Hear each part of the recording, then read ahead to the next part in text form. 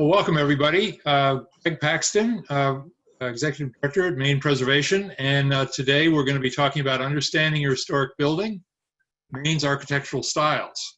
Just a bit of housekeeping, first of all.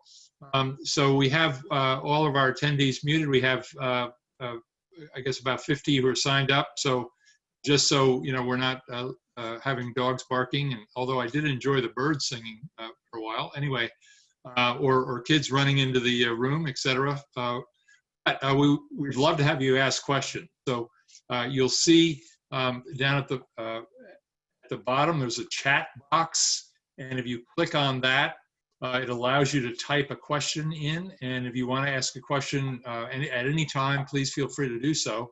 And then Ali Barrio Nuevo will be reading those as we proceed.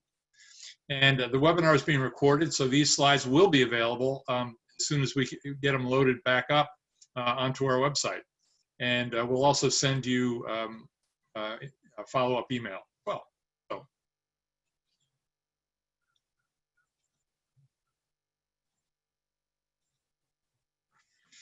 so let me mention first of all that almost all these slides are from Yarmouth, Maine. And so why are we talking about Yarmouth, Maine? Well, because any town in Maine we could choose and really show a series of slides that would be very similar. The patterns that we're going to be talking about are very similar throughout the state and, for that matter, throughout the country. Now, different parts of Maine were settled at different times, so some of these styles may not relate at all or as much, especially the early ones, to some parts of the state as others. But in general, you can find representatives of almost all the styles that we'll be showing today, perhaps Georgian being the one exception. In fact, Earl Shuttleworth, our longtime State Historic Preservation Officer and current state historian, shows 16 houses and 16 counties, all 16 counties of Maine, that were all here by 1820. Please bear in mind that these are just examples, but your own town has a number of examples that are similar to almost all these styles, if not all of them. Okay, so some ground rules for today. I am relatively ignorant about the history of each of these buildings. I'm not an expert on that history, and in fact, I won't be discussing that, although the stories and the history and the richness of these buildings are some of the key reasons for keeping them, not just the way they look. Actually, the aesthetics also play into this. So we're really talking about the art of building today, you might say, rather than the history of building or the architecture itself. And the approach that we're using is kind of akin to archaeological approach, namely that we're looking at the object itself and letting it tell us things. Rather than, again, going into depth on who might have built it or designed it or other elements to it. We're using the Village Improvement Society plaques in Yarmouth that you'll see as this goes on, which gives you a sense of orientation. Those dates are approximate. You know, whenever you do research on an historic building, you're not going to get an exact date in most cases, but you can take an educated guess. And I think that's what these are. These are done as much research as possible, and then putting a date on them. And we'll be talking just about exteriors, so what we can see from the street. I want to make an analogy for those of you who were around in the 60s.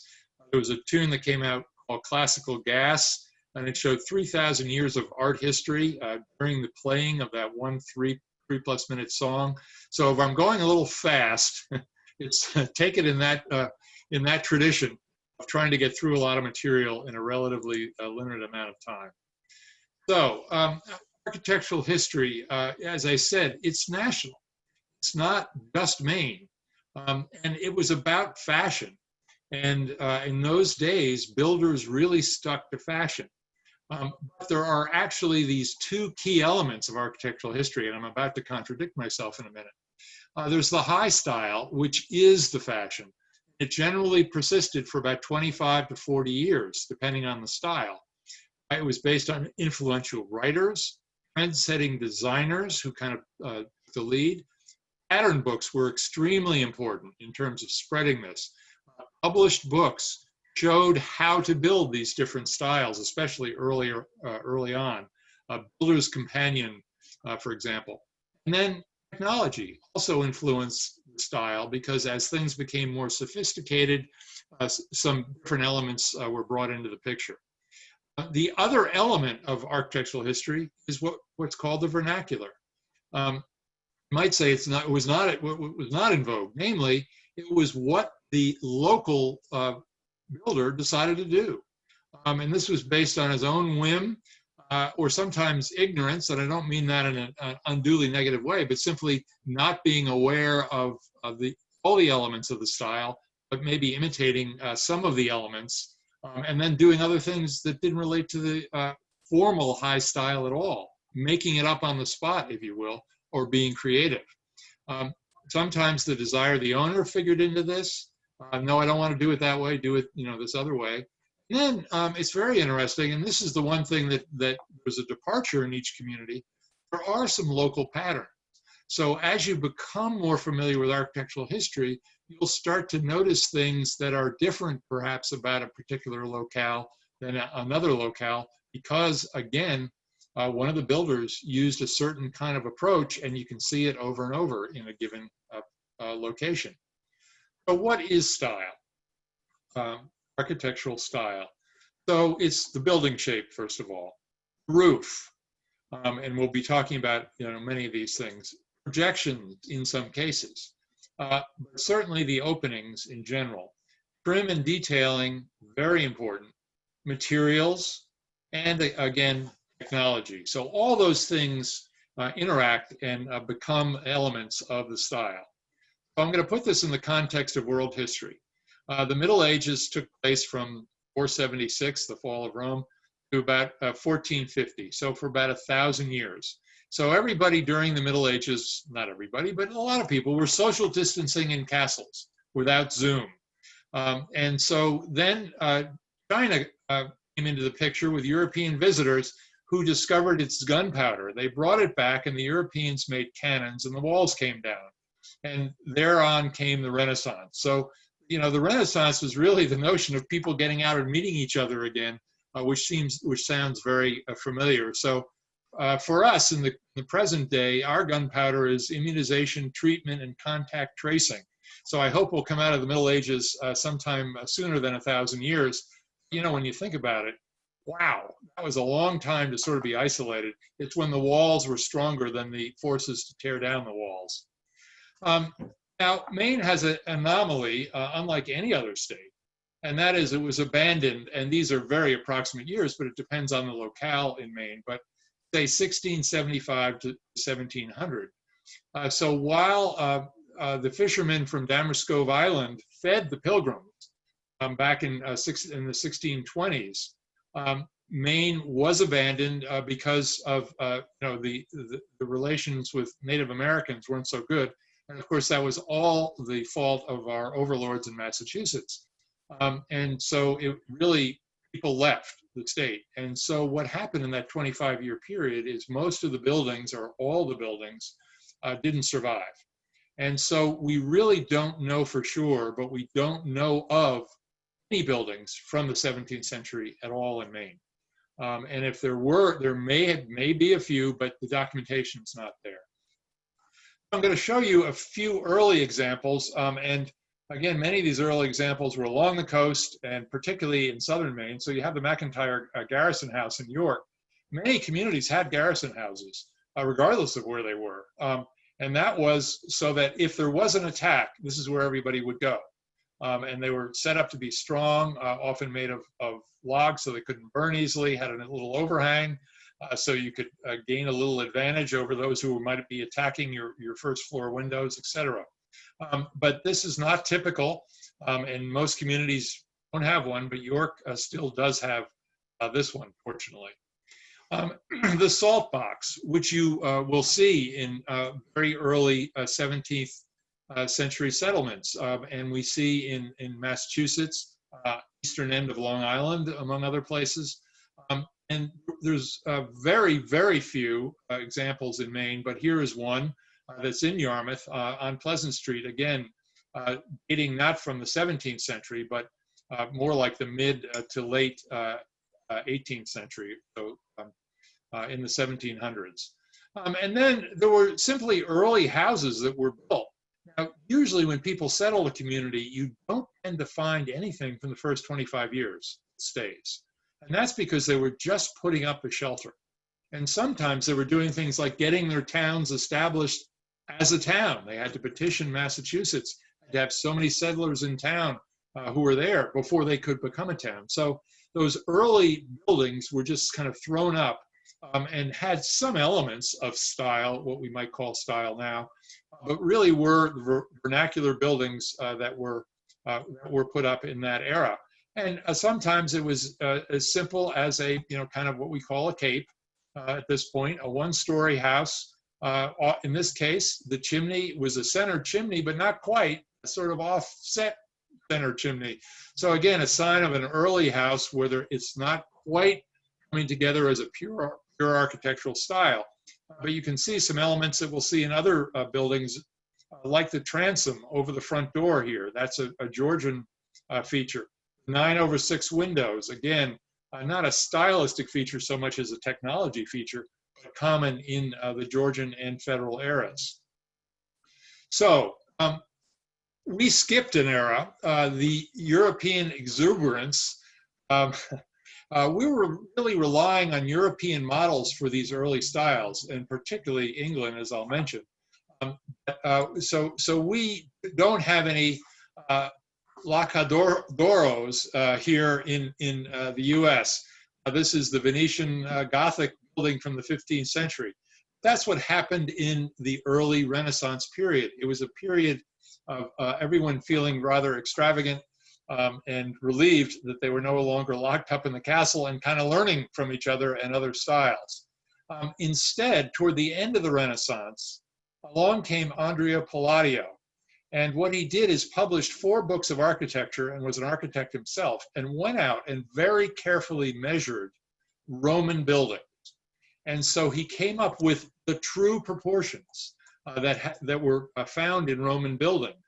So out with the frou-frou and back to the basics. It really was based on mathematical proportions. So his books have detailed drawings of the exact right proportions in order for you to be a true classicist. So looking backward to the Roman, but also looking forward in terms of, how can we do this today? And so he would design buildings that he had drawings in his 4 books. And he also designed the Villa Rotundo and many other buildings, but this is probably his most famous outside of Venice. And you can see it's quite extravagant. Building, again, with a sort of a temple front, with the dome characteristic of Rome, etc. So very Roman in intent. Now, the early source for American style, as I mentioned a minute ago, was Great Britain. And we had a King George in Great Britain, the first through the fourth, for over 100 years, 714 to 730. Around 1730 in America is when Georgian architecture came into play, and in Maine. And it went until about 1800, and even a little bit beyond 1800, but not much, maybe 5 more years or so. And it was based, again, on Palladio. So this was the British interpreting Palladio and then, in turn, sending it over to America. And our architectural styles in these, particularly throughout the 18th and 19th centuries, were about 15 years after Europe. So what was fashionable in Europe took a while to get over here. Coastal towns that were large seaports, bridged that gap somewhat. But we were generally behind the Europeans. So Georgian architecture is what we're starting out with. Whether this house is as early as 1730s, we don't know. It does have this hip roof, which is a very characteristic feature of the Georgian period, but not all Georgian houses have it. So here we go back to a simple cape. Again, a very early building in Yarmouth, and it has some of the features that we've talked about a minute ago with transoms over the windows. And notice the doorway here. It's behind a glass door, a storm door, I realize, but it is raised panels. you see how these panels have sort of been carved out of the flat doorway. And so these raised panels, very characteristic of Georgian. And when you see those raised panels in the interior of a house or on the doorway, that means it's has Georgian features. That is just a drop-dead characteristic of that style. And then here we have one that is, again, a center chimney cape. This is showing the 9/6 windows that we talked about. You can't see it real clear. Oops, sorry, I'm looking at my next slide while you're not. The 9/6 windows, I have a little preview screen here. That is, again, characteristic of that style. Why? Because glass was hard to get. So simply, that's as big a pane of glass as you could get. It had to be transported, overland on rutty roads, and so those were in part the reasons for that style. But it's not only 9/6 that's characteristic. And here's a house from 1804, and we'll be showing again the hip roof here, characteristic of Georgian and early Federal, and then this doorway, which is really a classic Georgian doorway with the large pilasters. These are flat columns, but big scale pilasters, the transoms showing the dental work characteristic of the classics, and then this kind of elaborate cornice, all of that done for just one door. A lot of work went into that, and of course, in that era, it was all hand done. Another example, the Thomas Green house, again, showing that paneled door that I talked about before. Very unusual, though. This is where your vernacular comes in all the time. Look at this. It's this odd, unusual scenario with 3 panels, one of them being, this narrow element, and then the full door here. And then again, this fine dental work several times here, 3 different times with the very small work, and then another larger panel here with, again, the flat pilasters and little dentals under the capital. Do you all remember 5th grade capitals, Doric, Ionic, Corinthian? There you go. This is Tuscan because it has no flutes. It would be Doric otherwise. So anyway, and there's a close-up showing all that fine work that I should have showed you a minute ago while I was pointing it out. And then another house from 1800, kind of a big boned house. So this is built by shipbuilders, kind of able to do a complete big job on a house at that point. And again, has that Georgian feel in the doorway, which you've now become familiar with, and the 9/6 original windows there. So Robert Adam is brought along the next style that I mentioned. We got our information from England, or in this case, Scotland. He was a Scottish architect, went to the Pompeii excavations in 1748, and became a real leader of neoclassical taste in Scotland and England. He went on a grand tour of France and Italy, as some did in that era, to learn even more.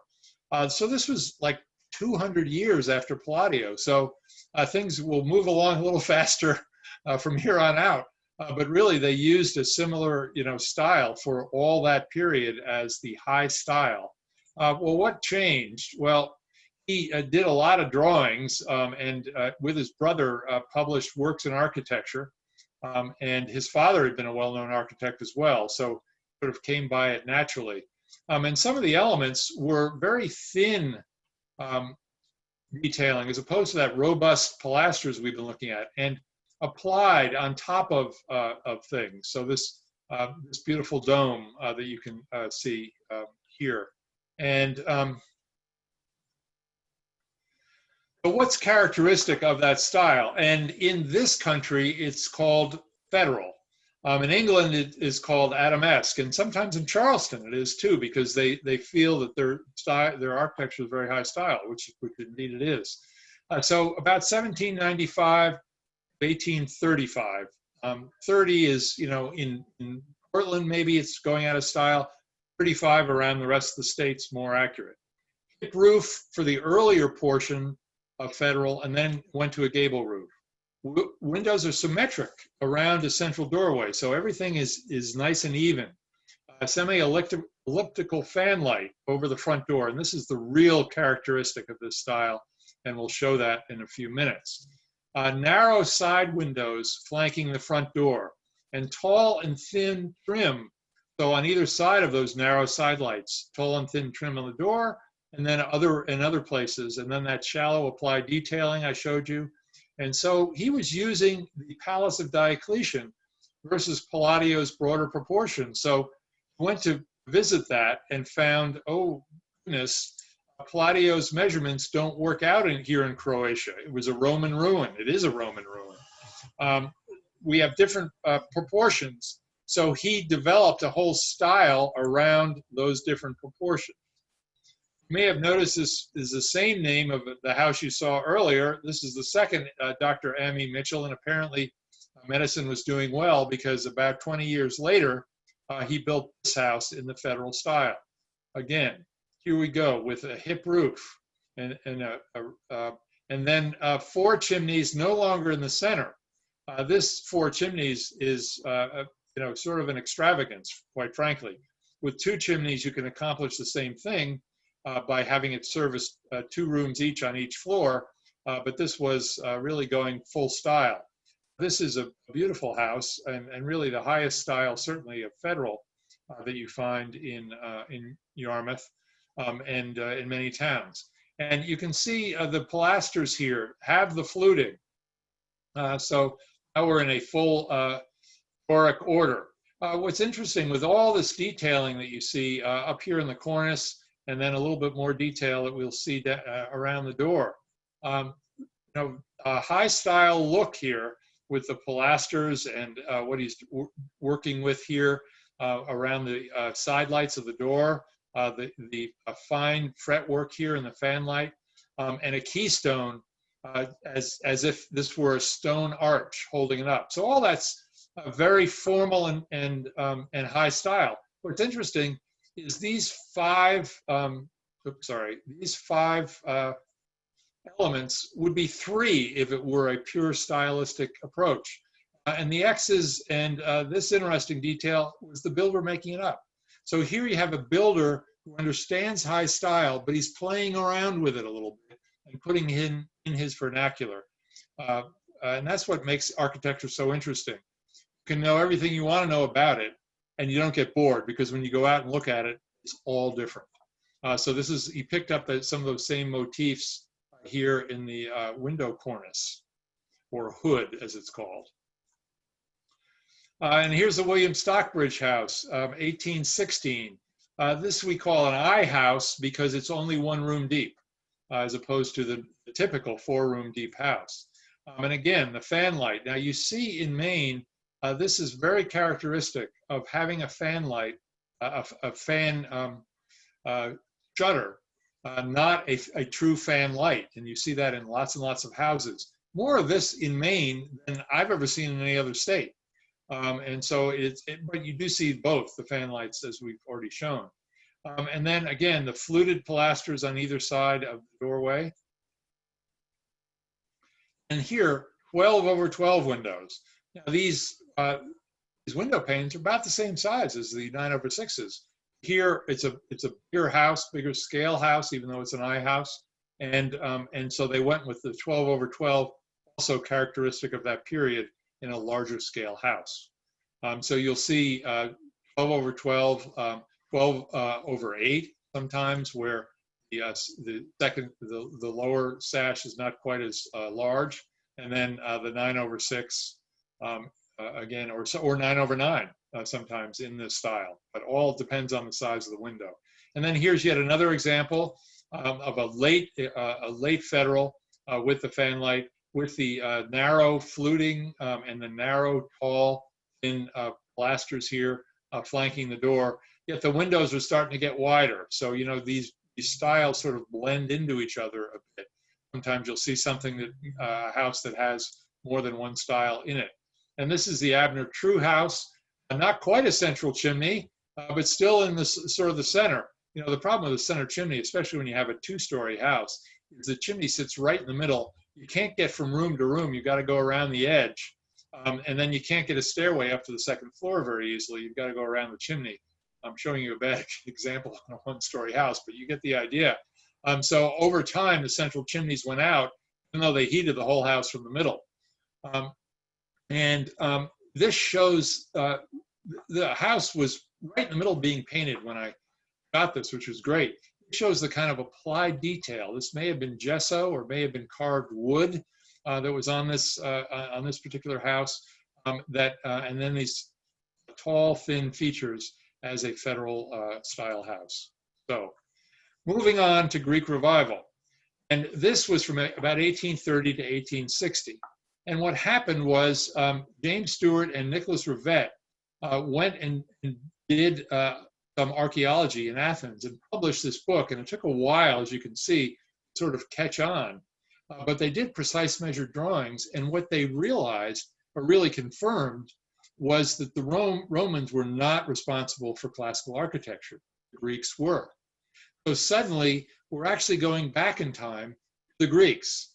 And they realized that that classical architecture came from the Greeks, so let's celebrate the Greeks. And so, it went on, based on buildings like the Parthenon. This needs a little roof work, but you were all familiar with this building. And of course, look at those dates, 2,500 years ago. So pretty amazing stuff. So oftentimes, because of the temple front, as it's called, it has a gable front. And that's versus being sun-oriented. Many of our early buildings were positioned so that they would take advantage of the sun. A penimented gable, easy for me to say, penimented gable, or returns, and I'll talk about those in a minute. The Doric or Ionic columns or pilasters. Corinthian is Roman. Go out with the Corinthian, only Doric and Ionic, until they got into a sort of Roman revival late in this era. No arches or domes, because they learned those were Roman. So Greek Revival has no arches or domes, and really anything round is not characteristic of the style. Wider scale, simple classical detailing, and a side hall plan often. So here is the first example, or among the first anyway, of a Greek Revival building. And of course, this is whole hog. It's the second back to the US by William Strickland in 1824. My bad, shown this twice. At any rate, this shows it sort of toned down in Yarmouth. The meeting house was remodeled several times. So it started out as a federal building, but it put in a Greek Revival entranceway. And look at this. It's got the pilasters. It's got triglyphs, so-called. These are kind of representative of beams. Think of them as beam ends. And that's what the style came from. And then all these little, they call them gutai, but all these little pins, that's what would hold beams, supposedly. So it's sort of based loosely on classical architecture, but with style and panache, if you will, added. And then they even had blocks with gutai in them. And the interesting thing about these blocks is sometimes you see these blocks, and when you look up into them, they look like they're drilled holes. In fact, that's a misinterpretation of the Builder's Companion book that they were using, because they actually are solids with the carving around the edge. So that's the kind of vernacular that shows up sometimes. That's a minute detail. Looking at the pattern book, it looks like they're drilled holes, but in fact, that's the solids, and the carving was around the holes. Much easier to drill the holes, though. And you can see a little bit more detail here. This is done according to the pattern book, with all those little pins sort of sticking down, if you will. Greg, we have a question. Can I interrupt you for a second? Where is the second Hamiltonian bank? Philadelphia. Glad I knew that. That's south of Maine. So let's see. So the William Humphrey House. So, oftentimes style is shown in relatively simple houses. And here we have a really 1.5-story house, but side hall plan, namely instead of a 5-bay front, 4 windows and a door in the middle, the hall is suddenly on the side and the entire building is turned to the side. So here you have your pediment. This is just like the Greek temple front. And then your 2 windows with 1 pilaster. You would have had one on this side, but the doorway's there. So that just shows a relatively simple example. And yet all the houses did not put their temple fronts forward, if you will. So some of the features are shown on this house that are characteristic of Greek Revival, which is it has these corner blocks, which sometimes you see, although you see them later as well. And it has this nice little panel in the middle. That's a Greek feature. And the side lights go all the way down to the ground. And they're a little thicker, especially on the outside here, and sometimes on the inside, than the federal period that preceded it. So it's interesting. Sometimes it's harder to tell between a Georgian front and a Greek Revival front because they have similar scale. Whereas when you look at federal, it's very thin and much easier, instantly picked out. Sometimes you have to look at other things besides just that scale. And again, here we have the corner blocks. And then I mentioned return. You see that a lot in Greek Revival. Instead of running the pediment all the way across, just run a little piece of it. And it's sort of an echo of the pediment that would have otherwise been here. So again, characteristic of Greek Revival. Sometimes you'll see it on Georgian too. And so here's an 1850 example. And again, this has the temple front with the pediment carried all the way across, a side entrance as well. And this one called in antis because it's inside of the walls of the house. And that was a convenience, so you could step in out of the rain while you tried to get your door open, or visitors could have the same thing. And so here's a house from 1848, and again, with the returns, the 6/6 windows, I haven't mentioned that. 6/6 is more characteristic of Greek Revival. In fact, unlike Federal and Georgian, where there's a little bit more variety, almost all Revival houses were built with 6/6 windows. Somehow the manufacturers monopolized the market and didn't get any pretenders in during that era. This has an interesting feature. This is the late in the period of Greek Revival, which started about 1830, remember, and went out about 1850. So this is late 40s. Got a little point over in the hood. That's bleeding into the Gothic style, and we'll be talking about that in a minute. Gothic, anything that's pointed is Gothic. Here are a couple of examples of this. Happens to be North Yarmouth Academy. These are more institutional buildings, but built in the Greek Revival style as well. The pilasters are a little bit hidden here, but this one a little bit more articulated. This one a little bit plainer, but they put their money on the one on the right up on the tower with this beautiful sort of Greek seat, you might say, and bell.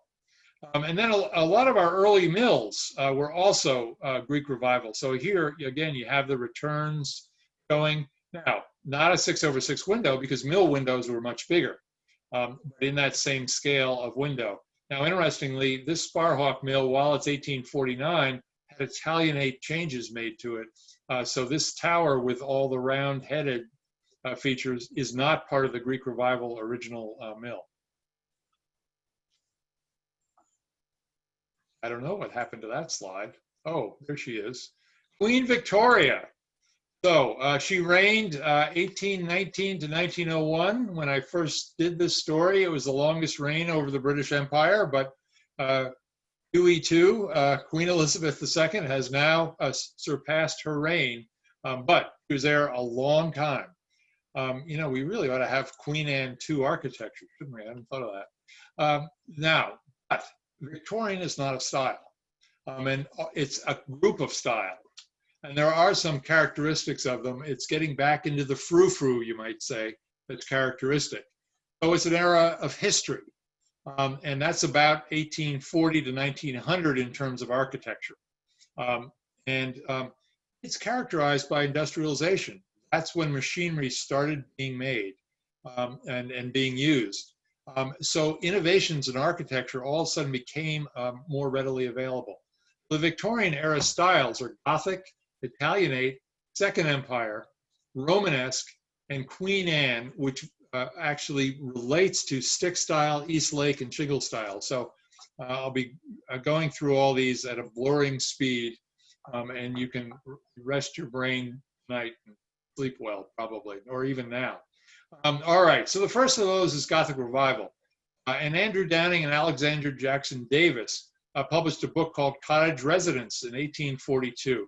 And that kind of stressed this picturesque country living. Get out of the city, live in rural areas, and also codified an American style that had been popular in England and Europe over the prior century, but brought it here. And it was really based on medieval roots and churches and cathedrals, as we normally think of Gothic. So here is the Seabury House, 1845, and is an excellent example of a Gothic style house, and particularly this particular facade. And here you see these pointed arched windows, as I mentioned, even curved arches, and then the windows themselves, and then shoulders over the window, another little element. And this barge board or verge board, as was used in this style. And so you can see a couple of close-ups here of those details. And of course, Gothic persisted. So here's the Cousins Island Chapel, which was built in the very late 19th century, almost by 1900.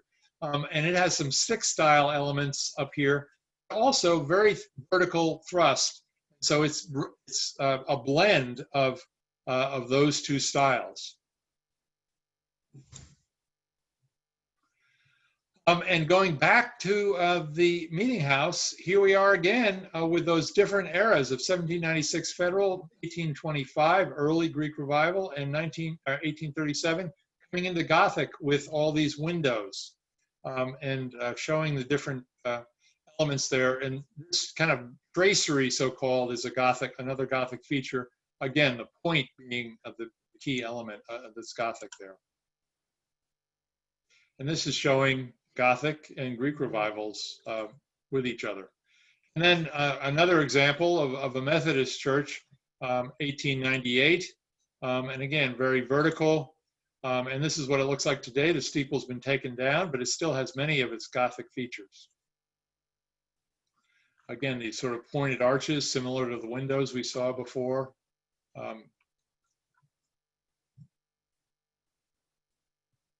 And the pinnacle there. Okay, Italianate is next. This was based on 16th century Italian Renaissance architecture. Some of what you see in Venice is reminiscent of that. And it was developed in Britain about 1802 by John Nash and Sir Charles Barry in the 1830s, and that's when it started to get more popular, and then came over here again with a 15-20-year delay. Again, Alexander Jackson Davis also promoted it. And it's brackets, brackets, brackets. That's the easiest way to identify Italianate. The windows came in, round-headed windows, playful detailing because they could afford to do it with machine-made details, asymmetric, and no mansard roof. We'll talk about that in a minute. We happen to have one of the finest examples of Italian Renaissance, Italian architecture in the country, located in Portland, Victoria Mansion. This asymmetry, the brackets that you see, the round-headed windows, and many of these features. So this is really a kind of over-the-top example and uncharacteristic of any other building in Maine, but others are imitating some of those elements. This is a fun house because it's really kind of a Greek Revival built in a playful way, again, at the end of that era, moving into Victorian. So you've got the Greek Revival pedimented front, and the door is offset, side hall plan, but look what they've done with the door. they've added all this detailing that's off center, very uncharacteristic of what you want to do in the austere Greek times, and then using all these brackets throughout the building. So it's sort of a transitional building again, showing some elements of the Greek and then some elements of the Italianate. And this is the Blanchard house a little bit later. And again, it sort of looks Greek Revival, but when you look a little closer at the front door, you see it's got the hood. It's got the round-headed transom above it. And then going back a minute, it's got a bay window. So again, that's going into the characteristic styles of the Italianate. And then the columns on either side, sort of classical, but playful. So this is that Victorian aspect, is they're no longer strictly confined to classical detailing. They get to play around, and they've got machines to make it work for them. This is a Blanchard house, and 317 Maine now, the music place. It's Italianate, designed by Portland architect Charles Alexander. Back to the hip roof. Some of the Italianate houses have that. Cupolas start to come in, or widow's walks. Again, you can see some of the other detailing that we've already talked about with the paired brackets in this case, and the bay windows. There's a detail showing that bay window. A nice little pinnacle there. And then this is the Reuben Merrill house, designed about the same time. And again, you see some of these same features. This is our headquarters and still owned by the great-granddaughter of the builder, Reuben Merrill. You can see that it has a hip roof and a widow's walk. Unfortunately, this literally did become a widow's walk when the builder was killed with a spar hitting him on his last sailing voyage off the Farallone Islands in San Francisco. So, imagine waiting and finding out that news. But anyway, you can see that it almost has a little bit of a Georgian look to it with these 5 windows and center doors, but it has these brackets, again, so characteristic of the Italianate and large-scale house. The William Harvey house, 1859, it's showing coins, so-called. These are meant to be stones, look like stones that are the cornerstones, if you will, and we'll see a couple other examples, again, with the bay windows, with the brackets.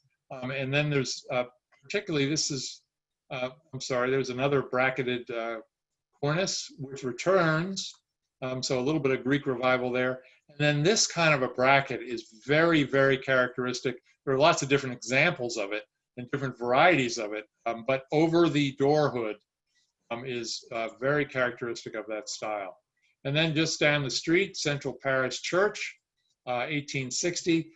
In came, among other things, this kind of a glass where they could sandblast, if you will, and create etched glass and have these fancy designs from patterns that were done. And so a couple different examples there. And I'm going to move quickly to the next example of First Parish Church, a very high style Italianate, round-headed hoods, but playful detailing. Again, all this not exactly classical, but then they're making classical allusions with these pilasters. So sort of based on playing around with those elements of style. Again, a different example of windows. And this has beautiful detailing on the interior, and one of the few interiors I'm going to show you. And again, the etched glass and all this original work. And then on commercial buildings, you see a lot of Italianate commercial buildings. And again, about the 1860s, 70s at the latest, with all these brackets going along. So fairly simplified, but the brackets tell the story. And this house has coins now on 2 sides. And you can see a little bit of a round-headedness here, a bay window, some of the elements we've been talking about in the columns, and more round-headed window here, paired windows coming in rather than just a single pane. What happened there? Okay. And then again, the round hood transom over the hood. And then here you're getting into staggered coins. This looks more like the way you lay stones, where there's one wide one and one narrow one, so they alternate. You don't have all of your joints in a row. Again, going back into the bay, this is a playful Palladian style window, two narrow windows and a center window with an arch on it. You'll see that sometimes in Federal or even Georgian architecture. Here it's an Italianate example. And yet another example. Now they're getting into the full look of coins, Q-U-O-I-N-S. That's how it's really supposed to look in the pattern books. And yet another example. So these may have been well designed by the same builder or by builders who are imitating each other with these round-headed windows, etc., in the attic. All right, so we're going to move quickly, and really just one example, into Second Empire. And Second Empire is quite simply Italianate with a mansard roof. And the mansard roof was invented back much earlier, but was incorporated during the rule of Louis Napoleon, the Second Empire, so-called. And so that's why it was called that style. And so there we are, not relying anymore on the Georgians or the Brits, but rather picking up from the French. And that's because this roof was based on France, of course. And so this is the mansard, and the style is, or the story is, that it allowed the French to build another story on their house and call it a roof. They didn't have to pay quite so many taxes by building it that way. You can find, as you saw in the very early example of Victorian Mansion, towers are located in Italianate houses as well as Second Empire houses. But here the tower too has a mansard roof, or had. And Romanesque Revival is next. So we're moving quickly here, sorry. Our time is also running a little short. These three architects, Richard Upjohn, who lived in Maine for part of his career, was nationally known. James Renwick, who designed the Smithsonian, their first building among others, and Henry Hobson Richardson were all involved with Romanesque Revival architecture, and Upjohn, for example, with Gothic Revival as well. Richardsonian Romanesque became really the first American style that was then exported from here to Europe, although it was based on, obviously, a European and Byzantine tradition. It was an American style. And so shortly after coming back from École des Beaux-Arts in France, where he studied many of the Romanesque ruins in southern and buildings in southern France, H.H. Richardson set up a practice in Boston and designed Trinity Church, which you may have seen, and is one of the finest examples of this style. And it features these great gold arches, bold use of stone, often rough cut, sometimes with multiple kinds of use of stone in different patterns and styles. But this rough cut aspect of it is a key characteristic. And so this is bringing it back to Maine in the Sacred Heart Church in Yarmouth. Again, rough cut stones, these Byzantine type arches, again, Byzantine based columns there as part of that front doorway. So we don't see a lot of this in Maine, but there are examples in many of our towns of Romanesque architecture, and again, offset asymmetric tower here, stressing those stones. And then the Eastlake style comes in, and this is a characteristic, again, from Europe, with lots of incising like this, and Eastlake was also in furniture, and the brackets are coming back, but in a lighter sort of fashion, playful fashion.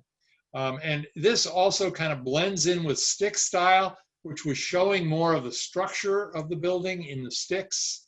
So those two kind of overlap, and they're all related to Queen Anne, which was show us everything you know in one style. Queen Anne was a summary of the last of the Victorians in the 1890s.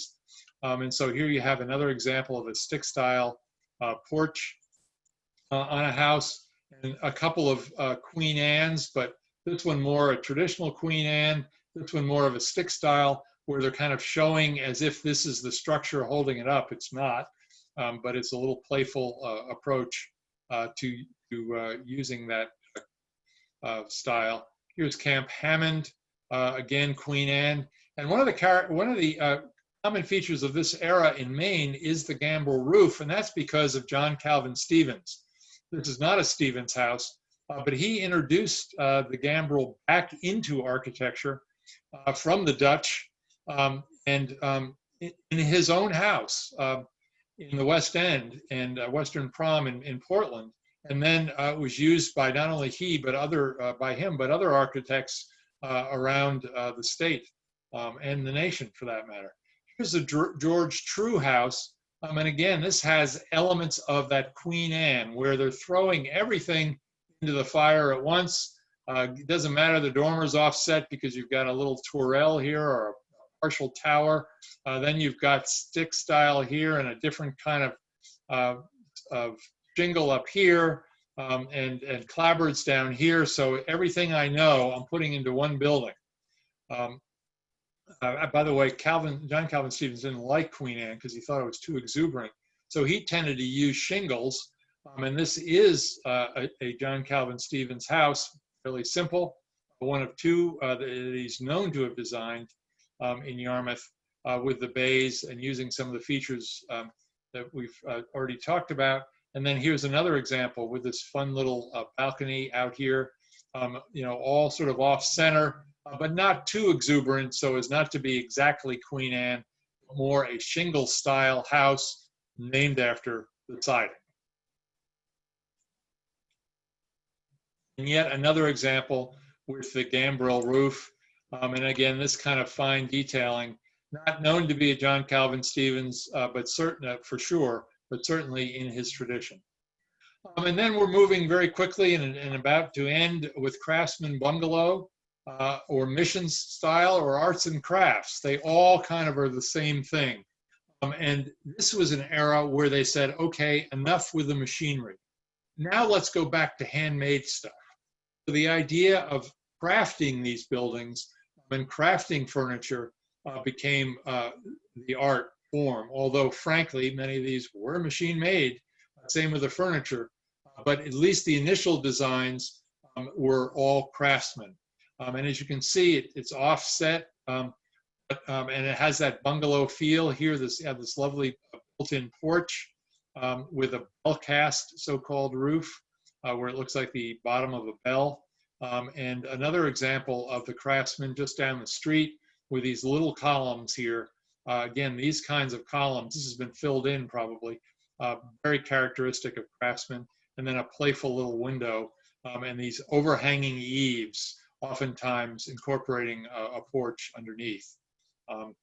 So we're skipping lots of 20th century, all of it virtually, including the Colonial Revival and Neoclassical, which are based on the earlier traditions we've talked about, the classical tradition. And then Art Deco, Art Nouveau, and modern and ranch houses. All of those are also part of the features of houses in Maine that are now historic, even the ranch houses in many cases. But we wanted to bring you up to date on what most early styles were in our state. So our goals for today were to provide you with some visual literacy. Once you start to get a feel for this, as you drive around, you're going to become dangerous because you will see these buildings and you'll want to look at them and you'll notice them and be even able to identify them. So you'll see the patterns, and then you'll also notice the vernacular and the diversity. So the great thing about this and architectural styles and history is it doesn't get old. I still am not bored by saying, oh, there's another one of those things, because you'll see something different. And as an architect in Charleston said at one point, if you take a walk and you haven't noticed something new, you're not paying attention. So as we get out for our COVID walks to break the monotony of being at home, I hope you'll be looking at your built environment around you and noticing some of these patterns And I hope that I've managed to confuse you on a higher level as a result of today. And this will be available for your review at a later date. And we have a few more minutes, and we can hang on here for a little while longer if there are some questions. So thank you very much for your attention today.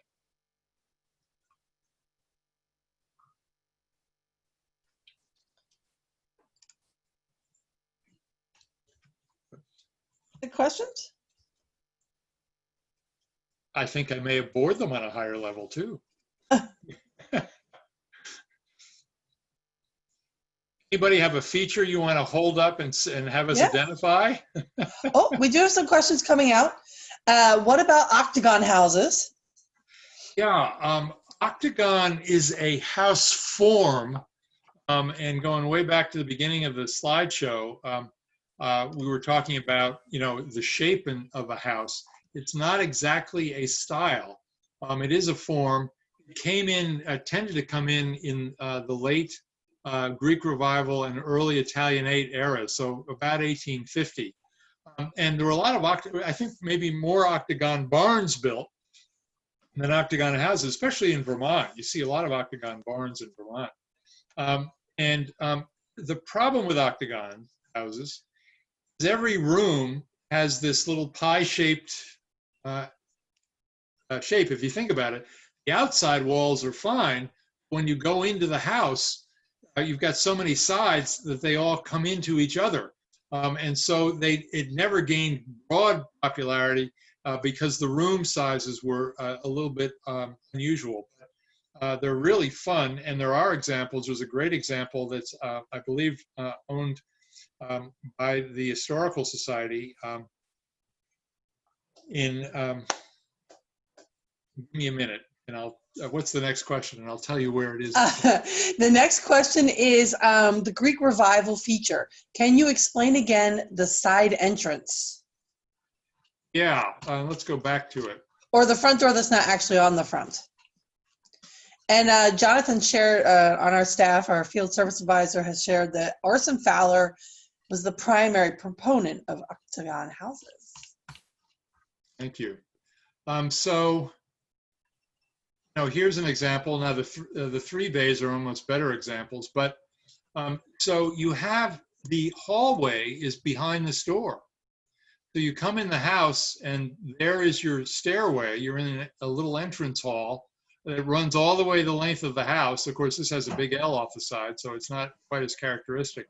And then here's a room, and then this is a hallway also upstairs, and there's a room. So it's a side hall plan, as opposed to our earlier examples. Let's get back to one. Well, here we go, where you have a center hall and rooms on either side.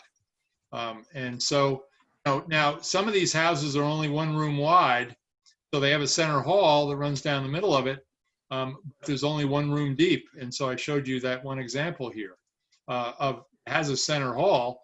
It's only 1 room deep. But most of the houses, especially those that survive from that era, are 2 rooms deep. So a so-called 4 over 4, 4 rooms over 4 rooms. And sometimes they have 3 windows like this does, or sometimes it has 4 windows. Sometimes the rooms are the same size. Sometimes they're smaller rooms in the back and here in the front. Great, and we did have a question about whether or not the presentation would be available afterwards, and the answer is it will be posted to our website along with the deck. And here comes some more questions. What was the purpose of being 1 room deep? I think it's probably economy. And oftentimes you find these 1 room deep houses didn't end up. Oh, I'm going the wrong way. I'm not. Didn't end up. I'm sorry, this is distracting you. They didn't end up that way. I am going the wrong way. Sorry. An easier way for me to do this. Yeah, here we go. Nope, won't move. All right. They ended up.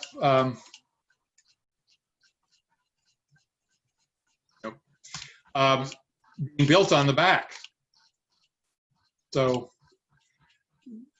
again, it's just an economy thing. And oftentimes, we some of the dates that are attributed to houses are based on the L. The early part of the house was built, and then here we go, and then added onto it. Here is an L behind this house, but you can't see it too clearly there. But they were built as one thing. Maybe the L was first. That was the 1790 portion. And then yet it's a Greek revival. How could a Greek revival be that late? Because by 1830, they built the rest of the house. And so looking at these details helps, that archaeology that I was talking about, helps you to date the different elements and portions of the house, because many of them were changed over time. Great. And our next question is, what about the curved room on one of the gambrel roofed houses? Is that part of one particular style? Yeah, that's showing off again. Curves are expensive to build. And Queen Anne, you often see that with the curved rooms. I'm trying to think of if it's found in earlier styles, and I can't think of one right offhand. Maybe you'd find it.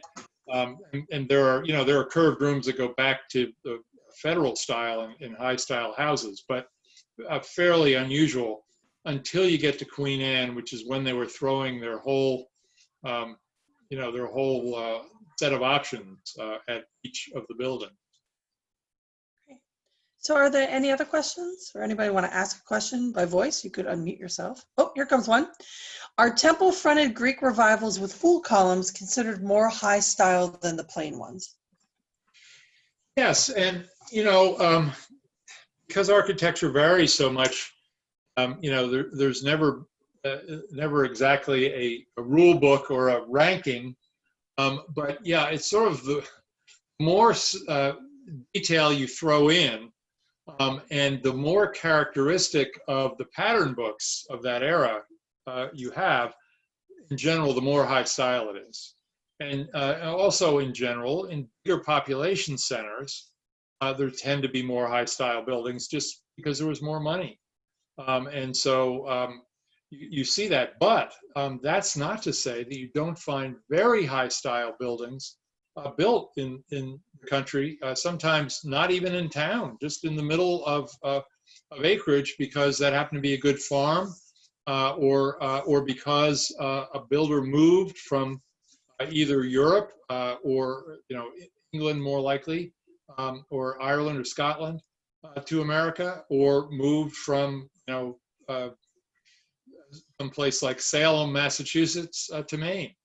So we see all kinds of examples of high style. We helped sell the Abijah Buck House in Buckfield, and Buckfield was settled by Abijah Buck first, along with his brothers and a couple other family members. But he became the proprietor of that town, and didn't build anything until 1791. He was there from 1777 on, but he threw up a house. But until 1788, they finally got the town declared an actual town. He had to go to Boston 3 times to get that done. And so after it became a town, he built this high style house. Well, it was in the edge of the howling wilderness. And it's really, it's still a very rural town, and his house is not even in town. How did he do it? We don't know, but he actually was from the Salem area.